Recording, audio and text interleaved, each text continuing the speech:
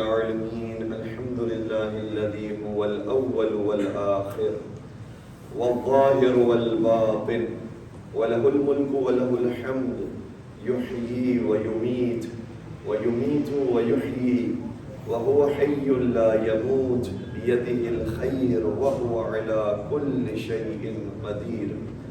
اللهم صل على محمد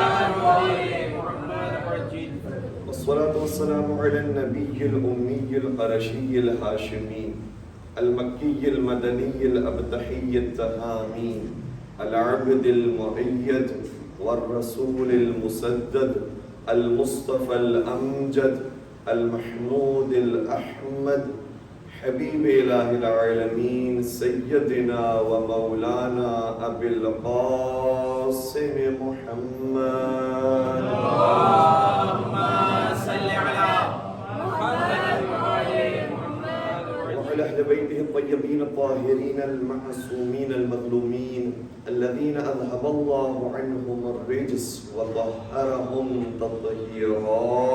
اللهم صل على محمد ولعنة الله على أعدائهم أجمعين. أما بعد فقد قال الله تبارك وتعالى في محكم كتابه المجيد وفرقانه الحميد بسم الله الرحمن الرحيم لقد كان لكم في رسول الله أسوة حسنة لمن كان يرجو الله واليوم الآخر وذكر الله كثيرا. درود پڑھ دیجئے محمد وآل محمد. اللهم صل على محمد وآل محمد. اعزائے گرامی قدر، ہماری گفتگو سیرت محمد وآل محمد کے عنوان پر جاری و ساری ہے، اور چونکہ میں کچھ نئے چہرے دیکھ رہا ہوں اس لیے اس بات کی وضاحت کرنا بھی ضروری ہے کہ بسا اوقات ہم مناظراتی گفتگو کو پیش کرتے ہیں، فضائلی گفتگو کو پیش کرتے ہیں، اہل بیت کرام علیہ السلام کی شان کو بیان کر رہے ہوتے ہیں، اور بسا اوقات ہم ان کی سیرت کو بیان کرتے ہیں، ان کی زندگی کی، ان کے لائف سٹائل کو بیان کر رہے ہوتے ہیں. ہمارے خیال کے اندر آج کے زمانے میں دونوں چیزیں بہت ضروری ہیں، کیونکہ ایک دور وہ تھا کہ جب مناظرے کی گفتگو بیان کرنا ضروری ہوتا تھا، اس سے بیان کی گئی، ماشاءاللہ سے ہمارے ممبروں سے بہت بہترین طریقے سے اپنے عقیدے کا دفاع کیا گیا.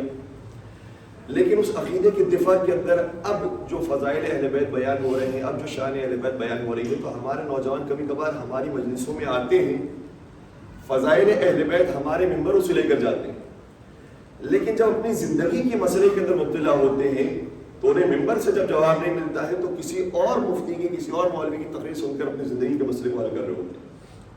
تو یہ زیادہ پریشانی کی بات ہے کہ ماننے والے ہوں، عقیدہ رکھنے والے ہوں، ایمان رکھنے والے ہوں 12 اماموں پر، اور جب کوئی شادی کا مسئلہ پیش آئے، طلاق کا مسئلہ پیش آئے، حتی وضو کا، نماز کا مسئلہ پیش آئے. ہم جانتے ہیں پاکستان کے اندر کچھ ایسے جگہ بھی ہیں کہ جہاں پر صرف مولا علی کا ذکر کرنے والے ہیں، صرف مولا علی کے چاہنے والے لوگ موجود ہیں، لیکن جب نماز کا وقت آتا ہے تو باقاعدہ وہ ہاتھ باندھ کے نماز پڑھو. کیونکہ تعلیم نہیں دی گئی ہے، بتایا نہیں گیا ہے کہ یہ اہل بیت کا طریقہ ہے، یہ اہل بیت کا راستہ تھا، اس طرح سے اہل بیت نے زندگی گزاری. تو عقیدے اور ایمان کے لحاظ سے ماشاءاللہ سے مضبوط ہیں، لیکن جب زندگی کے کوئی مسئلے کے اندر آتے ہیں تو پھر مختلف علماء کی اور مختلف مولوی حضرات کی مجالس اور ان کی تقاریر سننے کی وجہ سے اپنے ٹریک کو چینج کر چکے ہیں. اس لیے ضروری ہے کہ ہم سیرت کو بھی بیان کریں اور ان کے فضائل کو اور ان کی شان کو بھی بیان کریں.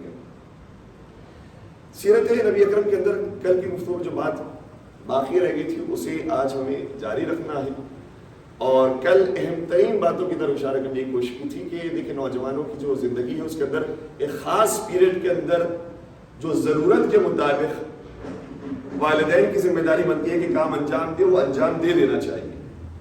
اگر اس کے اندر تاخیر ہوئی تو نقصان نہ صرف ماں باپ کو اٹھانا پڑے گا بلکہ بچے کو بھی نقصان اٹھانا پڑے گا، اور وہ موقع کے جس موقع کی مناسبت سے اسے وہ لذت حاصل ہو جانی چاہیے تھی، اس کی وہ ضرورت پوری ہو جانی چاہیے تھی، وہ ضرورت پوری نہیں ہوگی، بعد میں جا کر معاملات خراب ہو سکتے ہیں. تو ایک تو یہ کہ ٹائمنگز کا خیال رکھنا بہت زیادہ ضروری ہے. آج کے معاشرے کے اندر موقع بمناسبت سے عمل انجام دینا بہت ضروری ہے، پہلی چیز یہ. دوسری چیز یہ کہ جو ہم نے اشارت میں بیان کرنے کی کوشش کی اور ہمارے ایک برادر عزیز نے کہا کہ آپ کھل کر اس کے اوپر بات کیجیے گا کہ قرآن نے کہا ہے کہ وَلَا تَقْرَبُوا الزِّنَا، اس فعل قبیح جس کو ہم شاید زیادہ آسان لفظ کے اندر ولگیرٹی کہہ سکتے ہیں، ایڈلٹری کہہ سکتے ہیں، اس کے قریب بھی مت جاؤ، اس کے پاس بھی مت جاؤ. یہ نہیں کہا کہ وہ انجام نہ دو، انجام دینا تو بہت دور کی بات ہے، اس کے قریب بھی مت جاؤ. جس نے اپنے آپ کو اس کے قریب لانے کی کوشش کی ہے وہ بہہ گیا اور وہ حرام کے راستے کی طرف چلا گیا. اس لیے اپنے آپ کو اس کے قریب بھی لے جانے کی کوشش نہ کرو. آج ایک اور تیسرے نقطے کی طرف اشارہ کرنے کی کوشش کریں گے کہ وہ یہ ہے کہ اپنی گیدرنگز کو بہت پاک اور پاکیزہ رکھنا ضروری ہے. اپنے فرینڈ سرکلز کو بہتر رکھنا اور اچھے افراد کا انتخاب کرنا بہت ضروری ہے. اور عام طور پر اس کے اندر آج کی دنیا میں کوئی فرق نہیں پڑتا. یہ دیکھا جاتا ہے کہ کون میری دنیا کو اچھا کرنے والا ہے، مجھے نوکری اچھی دلانے والا ہے، مجھے اچھے مشورے دینے والا ہے، اچھا کاروبار میں بات پہنچانے والا ہے، اس کے ساتھ دوستی ہو جاتی ہے اور ایسے ایسے زندگی آگے بڑھ جاتی ہے. جبکہ معصومین نے بھی اس حوالے سے بہت زیادہ تاکید فرمائی ہے اور علماء کرام کی زندگی میں نظر آتا ہے. علامہ محمد حسین طباطبائی بہت بڑے مفسر قرآن اور انتہائی نفیس انسان، انتہائی خوبصورت انسان، انتہائی نورانی انسان. جو بھی ان کے ساتھ ملتا تھا دل چاہتا تھا کہ ان کے ساتھ بیٹھا رہے. تو ایک صاحب تھے جو ان کے ساتھ دوستی رکھنا چاہتے تھے. دوستی کرنے کی کئی مرتبہ کوشش کی، سلام دعا کی، بیٹھے رہے ان کے پاس، لیکن علامہ محمد حسین طباطبائی نے زیادہ انہیں لفٹ نہیں کروائی.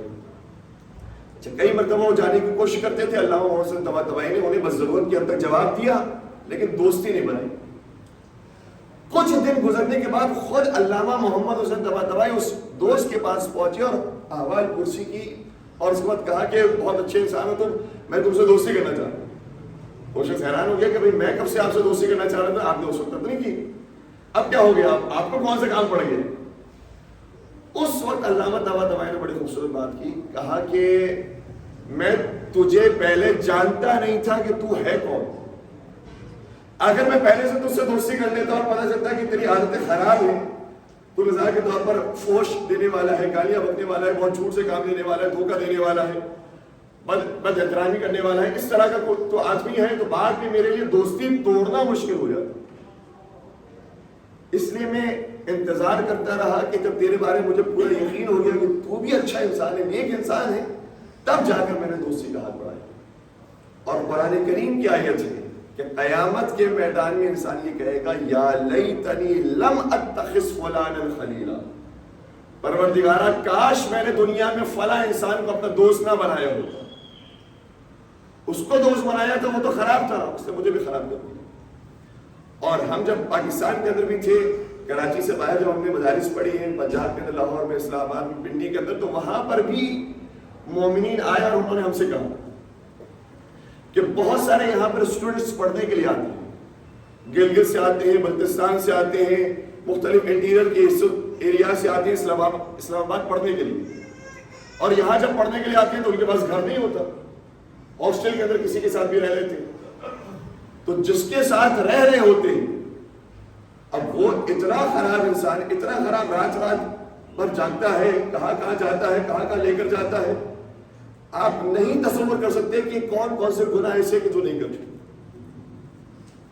اور مجھے یہاں کے بارے میں بھی معلوم یہ ہوا ہے کہ یہاں سے بھی الحمدللہ بہت بڑی تعداد ہوتی ہے کہ جو جاتی ہے پڑھنے کے لیے یا بھیجتی ہے اپنے بچوں کو انگلینڈ، آسٹریلیا، امریکہ. تو ٹھیک ہے، اگر دنیاوی اعتبار سے دیکھا جائے اپنا فیوچر بنانے کے لیے اگر بھیجا جا رہا ہے تو اس کے اندر کوئی حرام نہیں ہم کہہ سکتے، لیکن پلاننگ اچھی کر سکتے ہیں.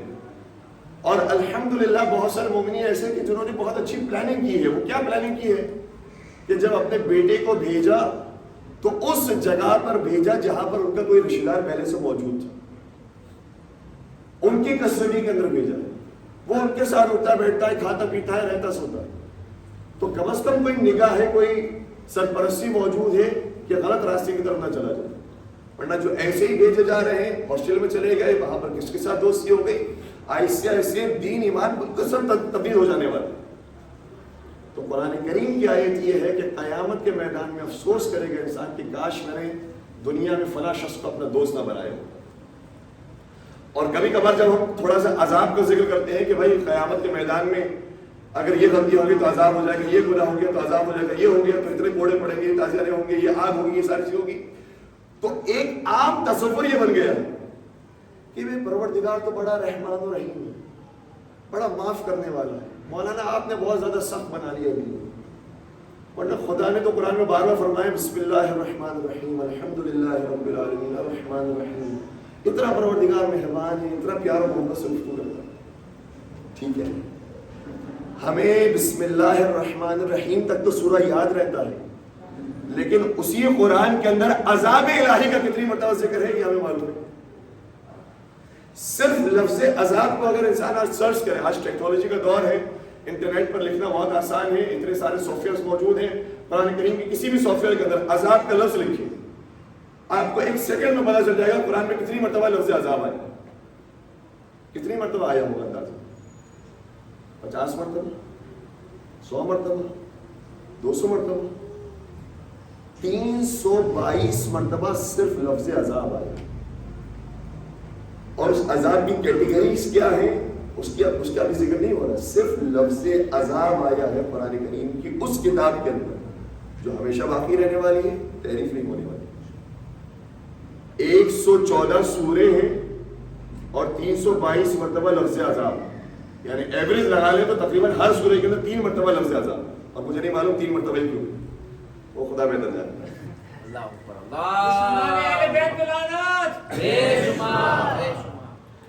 تو اس کثرت کے ساتھ عذاب کا ذکر آیا ہے، اس لیے اس چیز کو معمولی نہ سمجھے. اور پھر ایک اور بات بھی ہے کہ جس کی وجہ سے شاید ہم تھوڑا سا اس کو لائٹ لینا شروع ہو گئے کہ اتنے عرصہ ہو گیا ہے، اتنے بڑے بڑے گناہ ہو رہے دنیا جہاں کے اندر. وہ امریکہ کے اندر مشہور جگہ، میں اس کا نام ہی لینا چاہتا، کینیڈا کے اندر، آسٹریلیا کے اندر، افریقہ کے اندر، ہر جگہ پر کچھ نہ کچھ ایسے کلبس، ساری چیزیں موجود ہیں. اتنے بڑے بڑے گناہ، اتنے فحاشی کے اڈے موجود ہیں، کوئی عذاب نہیں آ رہا، کوئی بلا نازل نہیں ہو رہی، کوئی آفت نہیں آ رہی. اگر آنی ہوتی تو آ جاتی، اگر نہیں آ رہی ہے تو اس کے اوپر بھی قرآن کی ایک آیت موجود ہے. قرآن یہ کہتا ہے کہ وَمَا كَانَ اللَّهُ لِيُعَذِّبَهُمْ وَأَنْتَ فِيهِمْ. اے رسول آپ کی برکت یہ ہے کہ جب تک آپ اس امت کے درمیان موجود ہیں خدا آپ کی امت پر عذاب نازل نہیں کرے. ٹھیک ہے، یہ ایک حصہ ہو گیا. اور اس کے بعد قرآن نے ایک اور بات بھی بیان کی، وَمَا كَانَ اللَّهُ مُعَذِّبَهُمْ وَهُمْ يَسْتَغْفِرُونَ. اور پروردگار اس وقت تک بھی آپ کی امت پر عذاب نازل نہیں کرے گا جب تک کچھ لوگ ہیں جو استغفار کرنے والے ہیں. اور وہ کون ہے جو استغفار کرنے والے ہیں؟ روایات یہ بتاتی ہے کہ وہ کوئی اور نہیں، ہمارے ائمہ علیہم السلام ہے کہ جو استغفار کرتے. اس وجہ سے یہ عذاب رکا ہوا ہے، ورنہ اس سے پہلے والے جتنی قومیں آئی ہیں سب پر عذاب آیا اور شدید عذاب آیا. جو عذاب دینے والا ہے وہ کوئی اور خدا نہیں تھا، وہی خدا تھا جو رحمان و رحیم. اور ایسے ایسے خطرناک عذاب آئے کہ پتھر نازل ہوئے، سیلاب آ گئے، زمین سے پانی اگلایا، آگ برسایا گیا ہے. ایسے ایسے عذاب آئے اور یہ سارے جیتے جاگتے انسان تھے، ہاتھ پیر رکھنے والے، سانس لینے والے، بچے بڑے، عورت مرد سب موجود تھے. لیکن پروردگار نے دیکھا کہ جب یہ گناہ پر گناہ کر رہے ہیں، معصیت پر معصیت کر رہے ہیں، تو پھر وہاں پر پروردگار کا رحم و رحمانیت نہیں ہے، پھر عذاب بھی ہے. اس لیے اس معاملے کو انسان اتنا لائٹ نہ لے، بہت سخت بنا دیا معاملے کو، دین کو بہت سخت کر دیا ہے. اس لیے اس کی حساسیت کو بیان کرنا ضروری ہے کہ خدا نہ خاصہ ہمارے ساتھ یہ سلوک نہ ہو جائے، ہماری اولاد کے ساتھ یہ سلوک نہ ہو جائے. نبی اکرم حضرت محمد مصطفیٰ صلی اللہ علیہ وسلم کا زمانہ ہے،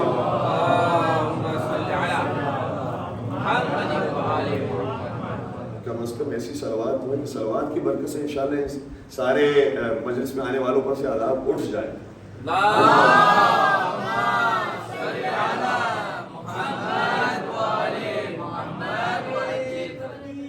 اللہ اکبر، یا رسول اللہ، نعرہ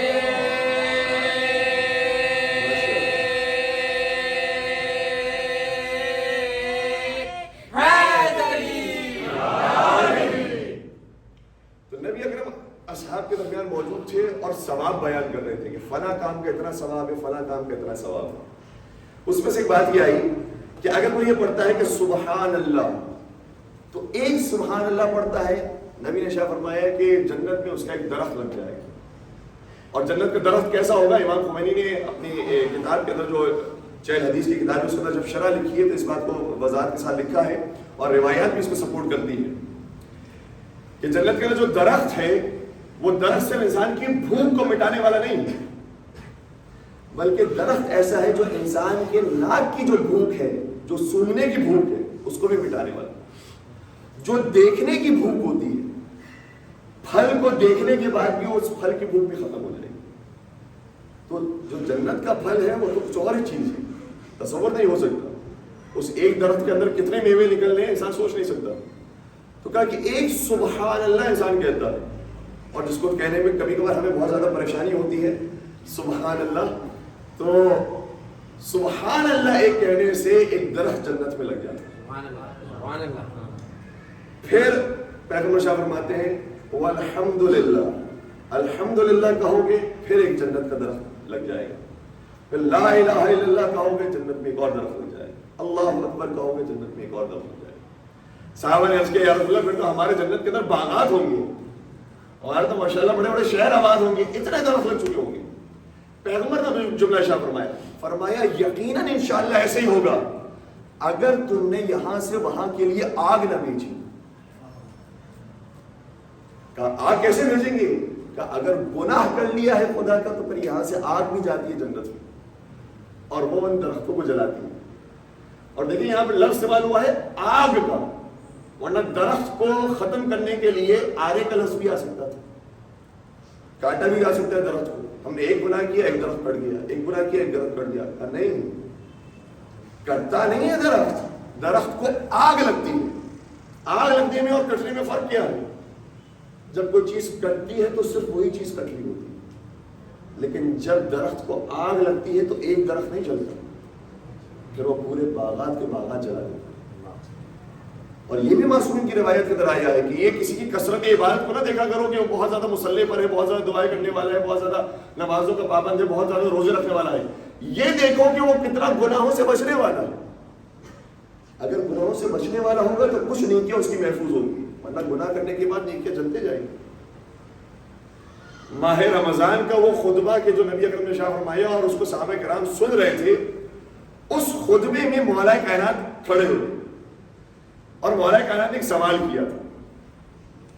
اور جب کوئی لیکچر بیان کر رہا ہوتا ہے استاد اور درمیان سے کوئی شاگرد کھڑا ہو جاتا ہے تو شاگرد کا سوال بتا رہا ہوتا ہے کہ یہ شاگرد کس لیول کا شاگرد ہے۔ سبحان اللہ، سبحان اللہ، سبحان اللہ۔ ہر شاگرد کا سوال بتا دیتا ہے کس لیول پر ہے۔ تو مولا کائنات کھڑے ہوئے مجمع سے سوال کیا یا رسول اللہ مجھے یہ بتائیے ما افضل الاعمال فی هذا الشهر، ماہ رمضان کا افضل ترین عمل کون سا ہے؟ مجھے وہ انجام دینا، مجھے سب سے بیسٹ عمل انجام دینا۔ اچھا اس سے پہلے تو پیغمبر بیان کر کے جا چکے تھے کہ اس مہینے میں اگر کوئی ایک آیت پڑھے گا تو پورے قرآن کا ثواب ہو، اگر کوئی ایک شخص کو افطار کروائے گا تو غلام آزاد کرنے کا ثواب ہو، صلہ رحمی انجام دو، اس مہینے میں خوش اخلاقی سے کام لو، یتیموں پر کرم کرو، ساری چیزیں نبی اکرم بیان کر کے جا چکے۔ اب کون سا عمل رہ گیا ہے کہ جو سب سے افضل؟ پیغمبر نے ارشاد فرمایا یا ابا الحسن، اے ابو الحسن میرے بھائی، افضل الاعمال فی هذا الشهر، اس مہینے کا افضل ترین عمل یہ ہے الورع عن محارم اللہ، کہ اپنے آپ کو انسان گناہوں سے بچائے۔ یہ افضل ترین عمل ہے۔ ہم سمجھ رہے ہوتے ہیں کہ بہت زیادہ نمازیں پڑھ لینا، بہت زیادہ قرآن کریم کی تلاوت کر لینا، روزے افطار کروا لینا، یہ جو ہے وہ ماہ رمضان کو بہت بابرکت بنا دے گا، وہ اپنے مقام پر اہمیت رکھتا ہے۔ لیکن اگر گناہ حساسہ چل رہے ہیں تو پھر اعمال کو فائدہ حاصل نہیں ہو سکے گا۔ اس لیے سب سے زیادہ ہمارا فوکس یہ ہونا چاہیے کہ خدا نہ خواستہ کوئی معصیت پروردگار گناہ کا کام نہ ہو جائے۔ ایک اور جملہ نبی اکرم حضرت محمد مصطفیٰ صلی اللہ علیہ وسلم کا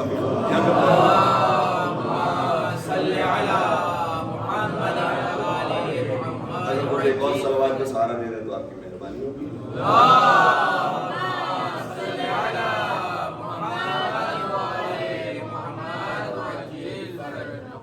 نبی اکرم آئے شہر مدینۃ العلم اور بابی مدینۃ العلم کے پاس، کہا اے علی میں آج تمہیں تحفہ دینا چاہتا ہوں، تین چیزیں ہیں میرے پاس، تین میں سے تمہارا اختیار ہے کہ جس کا بھی انتخاب کرے۔ یا میں تمہیں 6000 دینار سونے کے سکے دینا چاہتا ہوں، یا میں تمہیں 6000 بھیڑ بکریاں دینا چاہتا ہوں، جانور اس زمانے میں بڑی قیمتی چیز ہے، یا میں تمہیں 6000 کلمات حکمت اور کچھ باتیں سکھانا چاہتا ہوں۔ اب ہم جیسا کوئی ہوتا تو تینوں نے تو کیا ہی بات ہوتی، لیکن یہ کہ ہمارا وقت قیمتی ہے، قبلہ یہ باتیں رہنے دیجیے، باقی 2 چیزیں دے دیجیے، وہ ہم خود ہی سیکھ لیں گے، ہمارے تجربے سے ہمیں سمجھ میں آ جائے گی۔ نبی اکرم فرما رہے ہیں کہ 6000 کلمات حکمت اور باقی یہ 6000 چیزیں، کون سی چیزیں علی لینا پسند کرو گے؟ میرے مولا نے فرمایا کہ یا نبی اللہ مجھے آپ سے 6000 کلمات حکمت چاہیے۔ نبی نے شاہ فرمایا میں 6000 کلمات حکمت کا خلاصہ 6 جملوں میں بیان کر رہا ہوں۔ اب کتنی قیمتی چیز ہو گئی، اور ان 6 میں سے بھی جو سب سے پہلی بات ہے وہ ابھی میں بیان کر رہا ہوں، باقی تعلیمات بیان نہیں کر رہا۔ سب سے پہلی بات جو سب سے زیادہ قیمتی چیز ہے، نبی نے علی مرتضیٰ سے فرمایا اے علی جب تم دیکھو کہ دنیا والے مستحبات کے پیچھے چلے گئے ہیں تو تم اے علی واجبات کے پیچھے جانا۔ سبحان اللہ سبحان اللہ سبحان اللہ۔ مولا کائنات جیسی ہستی جو ہزار رکعت نماز پڑھنے والی ہو، ہر روز روزہ رکھنے والی ہو، کتنے مصیبات انجام دینے والی ہو، اس کے باوجود مولا کائنات کے ذریعے ہمیں یہ پیغام پہنچایا گیا ہے کہ لوگ ایسے ہوتے ہیں جو کبھی کبھار اپنے رچیوز کے پیچھے اتنا زیادہ بھاگے چلے جا رہے ہیں، مصیبات کے پیچھے اتنا بہے چلے جا رہے ہیں کہ جو واجبات ہے اس کو چھوڑ دیا۔ یہ مستحبات بنانے والی ذات بھی پروردگار کی ہے، واجبات بنانے والی ذات بھی پروردگار کی ہے۔ مستحبات کی ہمیں بہت زیادہ ہے، لیکن خدا نے کہا ہے کہ اگر مستحب انجام نہیں دو گے تو عذاب نہیں ہے، اگر واجبات کو انجام نہیں دیا تو پھر عذاب نہیں۔ اور علی مرتضیٰ کی ذات تو وہ ذات ہے کہ جو فرماتی ہے کہ ما عبدتک خوفا من نارک ولا طمعا لجنتک بل وجدتک اہلا للعبادت فعبدتک۔ پروردگارا علی نے نہ تیری عبادت عذاب کے خوف سے کی ہے، نہ ثواب کی لالچ میں کی ہے، تجھے عبادت کا اہل سمجھا ہے تو تیرے سامنے سجدہ کیا۔ نعرے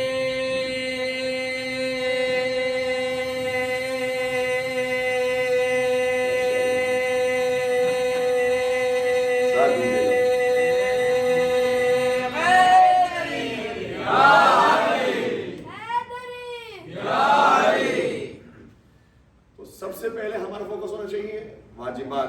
ظاہر سی بات ہے کہ جس معاشرے کے اندر رہ رہے ہیں بہت زیادہ فاسٹ ہو گئی ہے دنیا، ساری چیزیں انسان انجام نہیں دے سکتا ہے، پرائرٹیز دینی پڑتی ہیں، بہت ساری چیزیں ہوتی ہیں جو انسان کے لائن اپ کے اندر ہوتی ہیں، لیکن جو سب سے زیادہ پریفرنس رکھنے والی چیز ہے وہ واجبات ہے۔ واجبات کو ہمیں اولویت دینی ہے، کم از کم وہ انجام دے دینا۔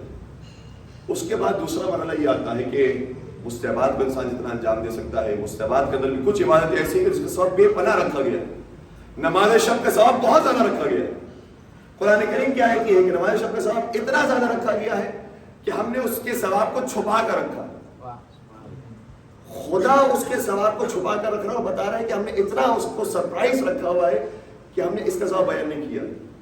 لیکن آپ محسوس کریں گے کہ وہی رات جس میں انسان فجر کے لیے اٹھ جاتا ہے، ذرا سا پہلے نماز شب کے لیے نہیں اٹھ سکتا۔ کیوں؟ کیونکہ نماز شب نہیں پڑھیں گے تو کوئی عذاب نہیں ہے، فجر نہیں پڑھیں گے تو عذاب ہے، اس لیے فجر پڑھ لیتے ہیں۔ تو بہرحال فجر کا پڑھنا امپورٹنس بھی رکھتا ہے، فجر پڑھنا چاہیے، لیکن جو فجر پڑھ رہے ہیں وہ ایسے سے کوشش کریں کہ انشاءاللہ نماز شب کی طرف آ جائیں۔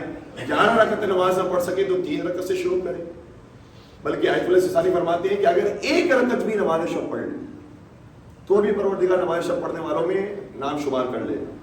البتہ ویسا ثواب تو نہیں ملے گا جو 11 رکعت پڑھنے والوں کا ہے، لیکن اس کا نام شمار ہو جائے گا۔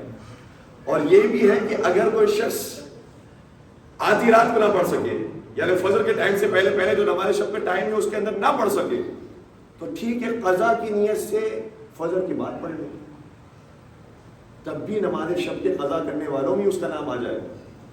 اور ایسے ایسے جیسے ایسے ہم قدم بڑھاتے جائیں گے، انشاءاللہ پروردگار ہمارے توفیقات میں بھی اضافہ کرتا جائے گا۔ دوسری بات یہ کہ دیکھیں ابھی جس ماحول کے اندر موجود ہیں، کبھی کبھی ماحول کا اتنا زیادہ ہمارے اوپر اثر ہوتا ہے۔ میں تھوڑا سا یہاں پر آنے لگا ہوں، روڈ سے جو ہے گانے کی آواز نارمل بات ہو گئی، اسی طریقے سے روڈ پر چلتے جائیں جو نامناسب ڈریسنگ ہے وہ نارمل چیز ہو جائے گی۔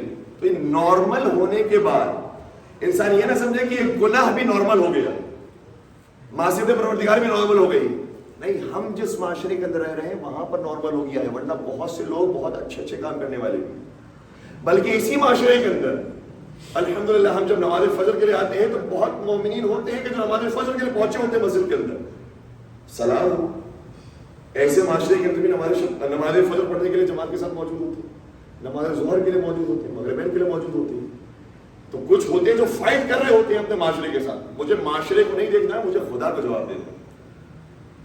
ایک ہمارے دوست سے جو ٹرکی میں گئے, تو ٹرکی میں جو ان کے گائیڈ تھے انہوں نے ساری چیزیں ان کو دکھائی, اور اس کے بعد ہوٹل میں جا کر بیٹھے, کھانا آیا, کھانا سرو ہوا.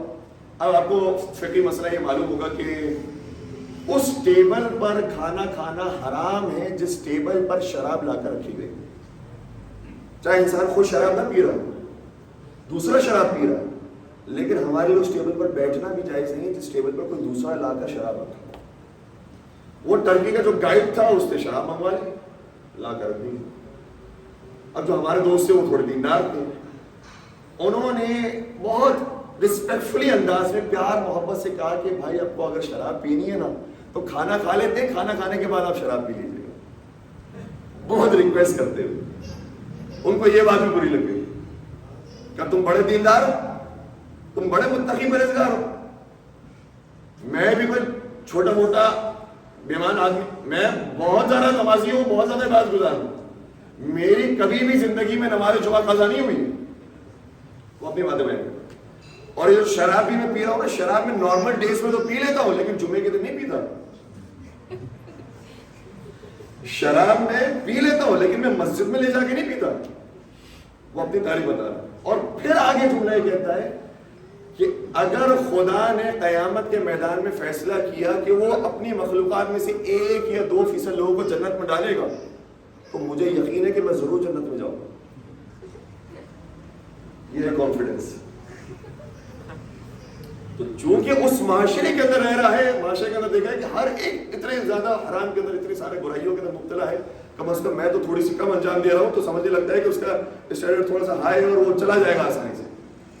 معاشرے کو نہیں دیکھنا ہے, جو اسٹینڈرڈز اہل بیت نے بیان کیے ہیں, جو قرآن نے بیان کیے, اس اسٹینڈرڈ سے اپنے آپ کو, اپنی لائف کو میچ کرنا. اس کے ساتھ ہماری لائف میچ کرتی ہے نہیں کرتی. تو حرام چاہے چھوٹا سا ہی کیوں نہ ہو, حرام حرام ہے, وہاں پر جا کر اس کا عذاب میں انسان مبتلا ہو سکتا ہے, لہٰذا اسے بھی پرہیز کرنے کی ضرورت ہے. اور قرآن کریم کے اندر بھی سورہ مدثر بہترین سورہ, بہت ساری مشکلات کا حل سورہ کے اندر موجود ہے, اس کو کنٹینیوسلی پڑھتے رہنا چاہیے. اس سورہ کے اندر ایک واقعہ بیان کیا گیا, اور واقعہ ایسا ہے کہ جو صرف قرآن ہی بیان کر سکتا تھا اور کوئی بیان بھی نہیں کر سکتا. کیوں؟ اس لیے کہ جتنے بھی دنیا کے لوگ ہیں وہ واقعہ تو بیان کر سکتے ہیں کہ جو گزر چکا ہو, وہ واقعہ کوئی بیان نہیں کر سکتا کہ جو آنے والا. قرآن نے وہ واقعہ بیان کیا کہ جو پیش آنے والا. قرآن یہ کہتا ہے کہ فی جنات یتساءلون عن المجرمین ما سلککم فی سقر. جنت میں جب جنتی چلے جائیں گے تو جنتی جہنمیوں سے سوال کریں گے. اچھا یہ کیسے ان کی کمیونیکیشن ہوگی وہ تو خدا بہتر جانتا ہے, لیکن روایات سے شاید یہ اندازہ ہوتا ہے, ورنہ وہاں پر تو نہ وائی فائی کا سسٹم ہے نہ کوئی 5G آ رہا ہے. تو جنت کو پروردگار نے بلند مقام پر بنایا, اعلیٰ بنایا, اسی لیے اعلیٰ علیین کی دعا کرتے ہیں. اور جہنم کو قہر کے اندر اور نچلے درجے پر بنایا اور نیچے کی جانب بنایا. شاید جنت میں رہنے والوں نے سوچا یہ ہو کہ ہم جہنم میں رہنے والوں سے بھی ذرا سوال کریں کہ وہ جہنم میں پہنچ کیسے گئے, ہم تو جنت میں آسانی سے آ گئے, تم نے کون سا ایسا کام کر لیا کہ تم جہنم میں چلے گئے. اور جب وہ جہنم میں جا کر دیکھیں گے تو کچھ چہرے بظاہر انہیں ایسے نظر آئیں گے کہ یہ تو جہنم میں جانے نہیں چاہیے تھے, یہ تو بڑے اچھے لوگ تھے. چلو فرعون سمجھ میں آتا ہے, نمرود سمجھ میں آتا ہے, یزید سمجھ میں آتا ہے, یہ ایسے عمر عمر صاحب یہ لوگ سمجھ میں آتے ہیں, یہ لوگ جہنم میں چلے گئے, لیکن یہ تو بڑے شریف لوگ تھے, یہ کیسے جہنم میں آ گئے. اب جو ان کے انداز گفتگو ہے اس سے پتہ چلتا ہے کہ یہ اپنے لوگوں سے سوال کر رہے ہیں. ما سلککم فی سقر, تم جہنم میں کیا کر رہے ہو. قالوا, جواب دیں گے, لم نک من المصلین, ہم نے زندگی میں اچھے کام بہت کیے تھے لیکن نماز نہیں پڑھتے تھے. نماز کی ہمیں پرواہ نہیں تھی, ہم سمجھتے تھے کہ یہ بہت چھوٹی سی چیز ہے, کیا فرق پڑتا ہے. بہت سارے نمازی بھی جو غلط کام کرتے ہیں, ہم بغیر نماز کے وہی کام کر رہے ہیں. تو یہ بہانہ بنانے والے لوگ تھے کہ جو نماز پڑھنے والے وہ بگڑے ہوئے ہیں. یہ نہیں دیکھا کہ اہل بیت علیہ السلام نبی سے لے کر آخری امام تک ہر ایک نے نمازیں پڑھی ہیں اور ہزار ہزار نمازیں پڑھی ہیں, اس کو فالو نہیں کیا, بہانے لے کر آ گئے. تو جہنم میں جانے والوں کو پہلا جواب یہ ہوگا کہ ہم نمازیں نہیں پڑھا کرتے. دوسرا جواب یہ ہوگا وَلَمْ نَكُ نُطْعِمُ الْمِسْكِينَ, اور کوئی غریب آتا تھا, ہم کہتے تھے یہ بلا وجہ کا مانگنے والا ہو گیا ہے, خدا اس کو اچھا خاصا دے چکا ہے, عادت بن گئی ان کی بھکاری اور مانگنے کی, ان کو خدا دے دے گا, ہم اپنے کام سے کام رکھیں. یہ غریبوں کو کھانا نہیں کھلاتے. اور واقعی آج کا المیہ ہمیں نہیں معلوم ہوتا ہے کہ سامنے والے کی زندگی کیسی ہے. چوتھے سرکار حضرت امام زین العابدین علیہ السلام کے بارے میں ہوتا ہے,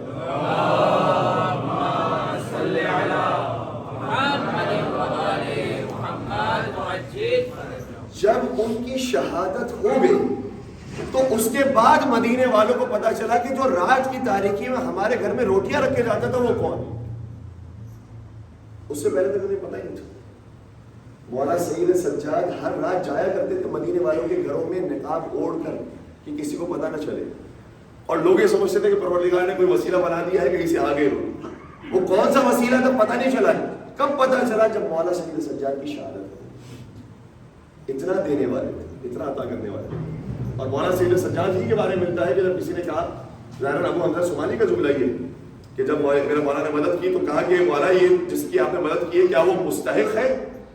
امام نے فرمایا میں یہ نہیں دیکھتا کہ وہ مستحق ہے, نہیں ہے, مانگ رہا ہے, اگر کچھ ہم سے طلب کیا ہے ہم دے دیتے ہیں, کیونکہ پروردگار بھی اس کے بدلے ہمیں وہ کچھ دیتا ہے کہ جس کے ہم مستحق ہوتے ہیں, اور وہ بھی کچھ دیتا ہے جس کا ہم مستحق نہیں. اس لیے ہم پرواہ نہیں کرتے. البتہ جب واجبات آ جائے, خمس ہو, زکوٰۃ ہو, تو اس کے اندر جو شرائط ہے اس کو دیکھ کر بطور خاص دینا ضروری ہے تاکہ اہل تک اس کا حق پہنچے. باقی مستحب صدقات جو بھی آپ جس کو بھی دینا چاہیں وہ آپ دے سکتے ہیں. تو دوسرا جواب جہنم میں جانے والا نہیں. تیسرا جواب جو ہمارے موضوع کے ساتھ ریلیٹڈ ہے, وَكُنَّا نَخُوضُ مَعَ الْخَائِضِينَ, اور ہم نے دنیا والوں کو جیسا دیکھا ہم ویسے ہی ان کی طرح بن گئے. دنیا والوں کو ہم نے دیکھا کہ ان کا لائف اسٹائل ایسے ہی ہے کہ وہ گاڑی کے اندر گانے لگاتے ہیں, کوئی مسئلہ نہیں ہے, وہ بیچز پہ چلے جاتے ہیں, ان کے ساتھ آؤٹنگ کرتے ہیں, کوئی ان کو مسئلہ نہیں. ہم بھی ان کے ساتھ ان کی طرح ہی ہو گئے. ہم نے کہا یہاں پر سارے مسلمان اسی طرح سے ہی ہیں, ہم بھی ویسے ہی بن گئے. اور ایسے ایسے ہماری بھی وہی حالت ہو گئی کہ جیسے کافروں کی حالت ہے. یہ تیسرا جواب, وَكُنَّا نُكَذِّبُ بِيَوْمِ الدِّينِ, اور ہم آخرت کا انکار کرنے والے تھے. یہ وہی بات جو ہم نے پہلے آپ کی خدمت بیان کی کہ کوئی قیامت نہیں آنے والی ہے, یہ صرف بلا وجہ ڈرایا ہوا ہے مولویوں نے, بٹ اور کچھ نہیں آنے والا. تو ہم قیامت کو نہیں مانتے تھے, حتی اتانا الیقین, یہاں تک کہ ہمارے سامنے موت آ گئی اور ہم نے دیکھ لیا کہ قیامت کا تو آغاز ہو گیا. اس لیے اس زندگی کے لیے ہمیں تھوڑی سی تیاری کرنی ہے, اس زندگی سے اس زندگی کے لیے کہ ہمیں وہاں پر جا کے کس طریقے سے اپنی لائف کو گزارنا ہے. اور بہت زیادہ میں بات نہیں کروں گا, صرف ایک آج کی حد تک سولوشن بیان کرنے کی کوشش کروں گا کہ اگر اس سخت حالات کے اندر, محرمات کے حالات کے اندر, گناہوں کے معاشرے کے اندر اگر صحیح طریقے سے انسان اپنے ڈائریکشن کو رکھنا چاہتا ہے تو اپنی فیملی بانڈنگ کو مضبوط کرے. فیملی بانڈنگ کو مضبوط کرنا بہت ضروری ہے. آج کل موبائل کے اندر فیس لاک آ گیا ہے, فنگر لاک آ گیا ہے, ہٹا دیجیے ساری چیزیں, ہٹا دیجیے. اگر ہٹائیں گے تو ایک دوسرے کا آپ کا بھروسہ بڑھتا جائے گا. بیوی کو آپ کے اوپر بھروسہ ہوگا, شوہر کو بیوی کے اوپر بھروسہ ہوگا, بچوں کو ماں باپ کے اوپر بھروسہ ہوگا کہ ان کا سارا کھاتا ہمارے سامنے کھلا ہوا ہے, اندر باہر ان کا سارا ہمارے سامنے آشکار ہے. یہ کتنے متقی ہیں, ہمارے سامنے ساری چیزیں موجود ہیں, کوئی چھپ کر یہ کام نہیں کرتے. جتنی انسان چیزیں چھپانے کی کوشش کرے گا, لاک لگائے گا, اتنی بدگمانیاں پیدا ہوں گی, رشتے ٹوٹنا شروع ہوں گے. آزاد چھوڑیں. پھر جتنا وقت اپنے فیملی ٹائم کو دے سکتے ہیں دینے کی کوشش کریں.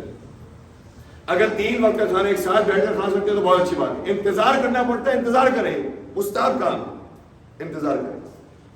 بچہ بہت دیر سے آتا ہے کالج سے, ٹھیک ہے, کوئی مسئلہ نہیں, انتظار کریں جب وہ آ جائے پھر سب مل کر ساتھ بیٹھ کر کھانا. 3 وقت ایک ساتھ کھانا نہیں کھا سکتے, 2 وقت کھا لیں. 2 وقت نہیں کھا سکتے, 1 وقت کھائیں, لیکن فیملی بانڈنگ کو مضبوط کریں. ٹیلی ویژن ایسے تو آج کل بہت کم ہی دیکھا جاتا ہے, آج کل سب چیزیں موبائل پر آ گئی ہیں, لیکن کبھی کبھار فیشن کے اندر انسان ہر کمرے کے اندر ایک ٹی وی لگا دیا. ٹی وی اگر ایک کمرے کے اندر لگا دیا ہے, ہٹا دیجیے. ایک ٹی وی ہونا چاہیے جس کو سب آ کر مل بیٹھ کر دیکھیں. جتنی پیار محبت کی فضا قائم ہوگی اتنا انسان گناہوں سے دور ہوتا جائے گا. اور ہمارے جو سب سے بیسٹ ایگزامپل ہے مولائے کائنات اور سیدہ کائنات حضرت فاطمہ زہرا سلام اللہ علیہا.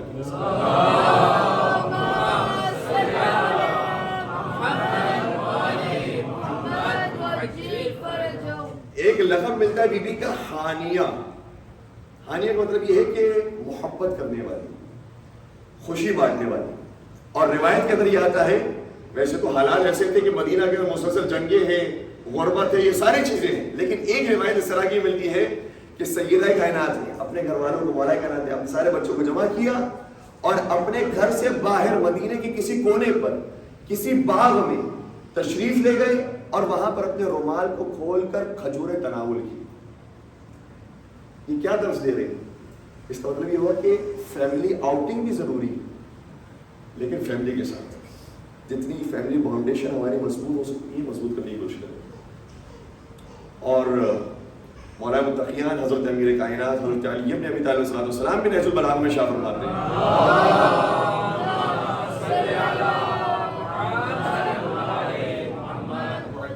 شاید یہ روایت ممبر سے کوئی بیان کرنے والا نہیں ہو, لیکن ضروری ہے, زندگی کا درس ہے. امام شاہ فرماتے ہیں کہ للمؤمن ثلاث ساعات, مومن کی زندگی میں 3 حصے ہونے چاہیے. 3 کاموں کو ڈیوائڈ کرو اپنی زندگی کے اندر. صرف ایسا نہیں کہ کام کام کام, رزق حلال رزق حلال رزق حلال. صرف ایسا بھی نہیں کہ مسجد مسجد مسجد, نماز نماز نماز, بلکہ 3 حصوں میں اپنی زندگی کو تقسیم کریں. فرماتے ساعۃ یناجی فیہا ربہ, زندگی کا ایک حصہ ایسا ہو کہ جس میں وہ پروردگار سے مناجات کرنے والا ہو. وساعۃ یروم معاشہ, اور زندگی کا دوسرا حصہ ایسا ہو کہ جس میں وہ اپنی معاشی زندگی کو بہتر کرنے والا ہو, اس کے حلال کمانے والا. تیسرا حصہ کون سا ہے؟ بیان فرماتے ہیں وساعۃ یخلی بین نفسها ولذتها فیما یحل ویجول, اور زندگی کا تیسرا حصہ وہ اپنی حلال لذات کے لیے رکھے, حلال تفریحات کے لیے رکھے, اور بہترین تفریح ہو لیکن حلال. اور فیملی گیدرنگ کے ساتھ آؤٹنگ پر جائیں, یہ بھی دین کا حصہ ہے. فرما رہے للمؤمن ثلاث ساعات, مؤمن کی زندگی میں 3 حصے ہونے چاہیے. ضروری ہے کہ جائیں, اور انسان بہت زیادہ تنگ آ جاتا ہے بہت سارے معاملات سے, اس لیے کچھ حصہ ایسا زندگی میں رکھنا ضروری ہوتا ہے. تو مولانا متقیان نے جب یہ درس دیا ہے تو ہماری ہر ویکینڈ یہ خواہش ہونی چاہیے, پروگرام بنتے رہنے چاہیے فیملیز کے اندر, اور آپس کے اندر اس طرح سے کنیکشن رہنا چاہیے کہ باہر کی کوئی آلودگی اندر آنے ہی نہ پائے. پاک اور صاف رہیں گے پھر کسی کو اندر آنے کی اجازت نہیں ہوگی. حضرت میر انیس نے شہزادی کونین اور مولائے کائنات کے جو بندھن ہے اس کو بڑے خوبصورت انداز میں بیان کیا ہے, اور اسی پر میں اپنے اس اخلاقی حصے کا اختتام کروں گا. فرماتے ہیں کہ شمس الضحیٰ علی ہے تو بدر الدجا ہے. یہ تھوڑا سا بولیے گا,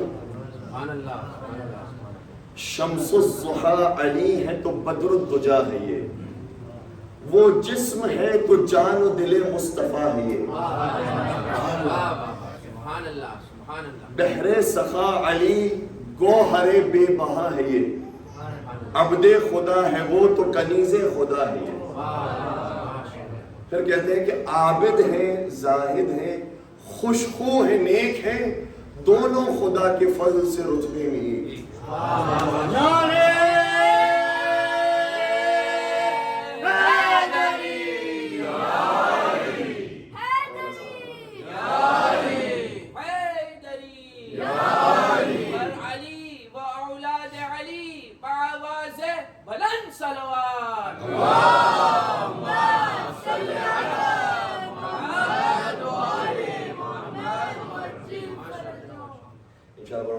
مولا متقیان کی حضرت سیدہ کائنات کی سیرت پر منترا ہوتے ہوئے ان کی محبت کے ساتھ جینا مرنا نصیب فرمائے, ان کے غم میں غمگین رہنے کی توفیق عطا فرمائے. مولا متقیان کا سیدہ کائنات کا ذکر آیا, جتنے مسائل مولا کائنات اور سیدہ کائنات کی اولاد پر آئے ہیں اتنے انبیاء میں سے کسی کی اولاد پر بڑے بڑے انبیاء گزرے ہیں.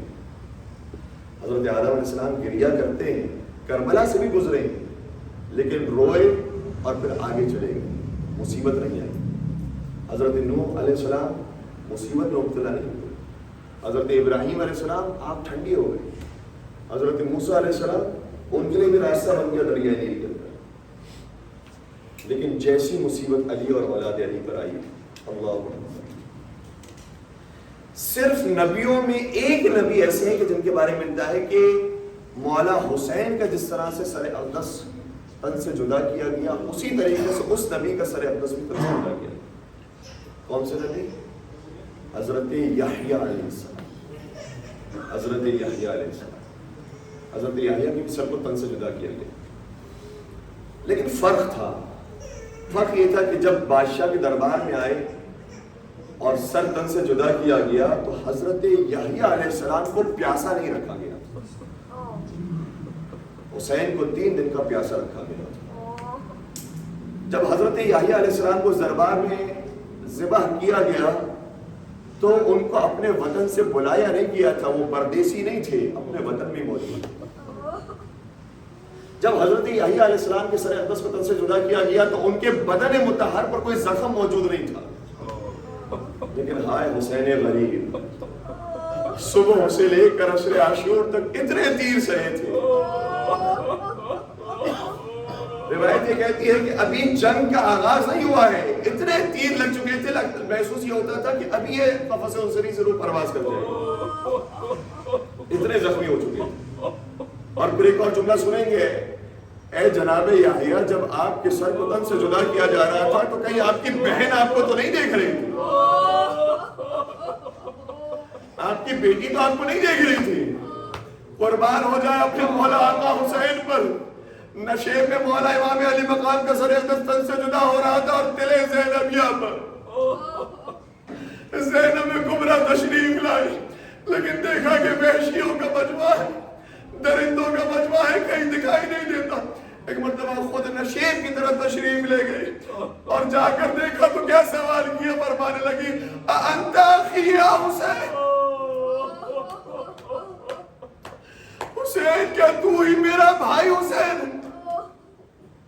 اے حسین, میں نے تجھے کبھی ایسا تو نہ دیکھا تھا, کبھی نانا کے دوش پر دیکھا تھا, کبھی نانا کی آگوش میں دیکھا تھا. ابھی میں کیا دیکھ رہی ہوں کہ سارا بدن تیروں سے چھنی ہے. میں کیا دیکھ رہی ہوں کہ سارے درندوں نے تجھے گھیرا ہوا. میرا دل یہ کہتا مولا امام علی مقام کی بھی آنکھیں بلند ہوئی ہوں گی اور یہ کہا ہوگا بہن اگر تو نے بھائی کو نہ پہچانا تو انتی اختی یا زینب, کیا تو ہی میری بہن سے؟ بہنا میں نے بھی تجھے نہ پہچانا.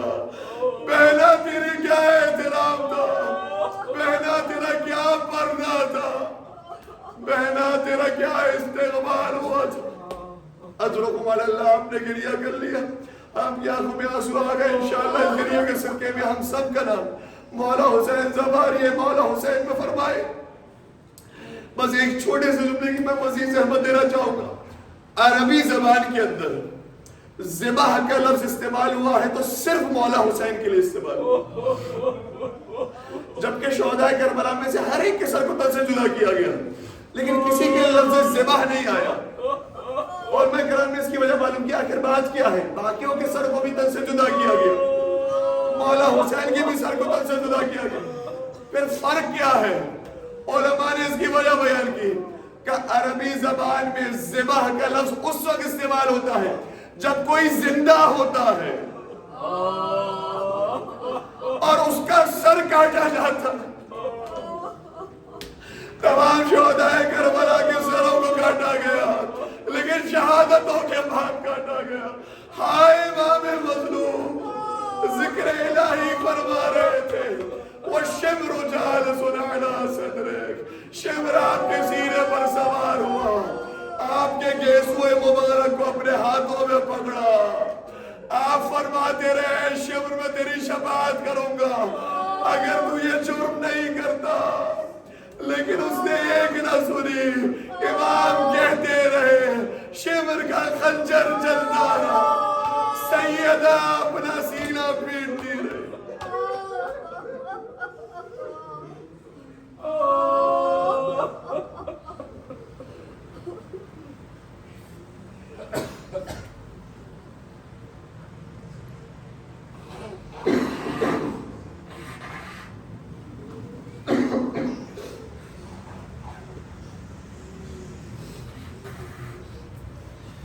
الا ولعنۃ اللہ علی القوم الظالمین وسيعلم الذين ظلموا أي منقلب ينقلبون.